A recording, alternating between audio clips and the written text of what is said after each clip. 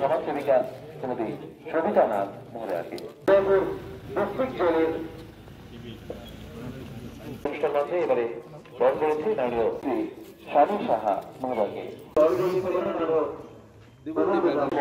স্বাভাবিক, এটা মানুষের ভয় এবং এগুলো করে যাতে তাদের খুব তড়িঘড়ি তাদের চিকিৎসা পরিষেবা দেওয়া যায়, এর জন্য একটা অ্যাম্বুলেন্স যাতে আমাদের এটিএম ফান্ড থেকে দেওয়ার প্রপোজাল রাখে।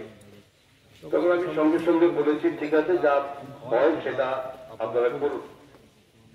তারিখ বিনিময়ে 9,46,358 টাকার বিনিময়ে এই অ্যাম্বুলেন্সটা এখানকার সকলের যাতে হঠাৎ তাদের প্রয়োজনীয় স্বাস্থ্য পরিষেবা প্রয়োজন পড়ে সেটা ব্যবহার করার জন্য।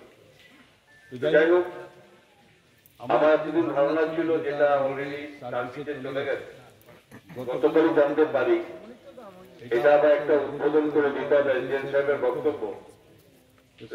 এটার জন্য আবার আজকে এটার এই আয়োজন করা এবং সরকার তার বিভিন্ন দিক দিয়ে রাজ্যের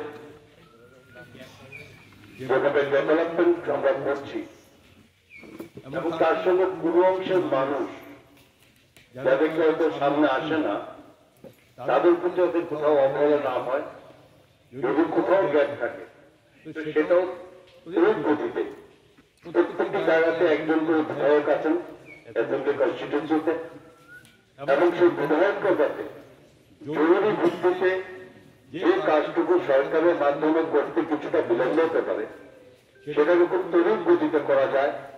তার জন্য আমাদের রাজ্যের মাননীয় মুখ্যমন্ত্রী মহোদয় এই বিধানসভাতে, যেখানে প্রত্যেকটা বৎসর একজন বিধায়ক মাথা পিছু বৎসরে 75 লক্ষ টাকা যাতে এই পারপাসে খরচ করতে পারে সেটা অনুমোদন দিয়েছে।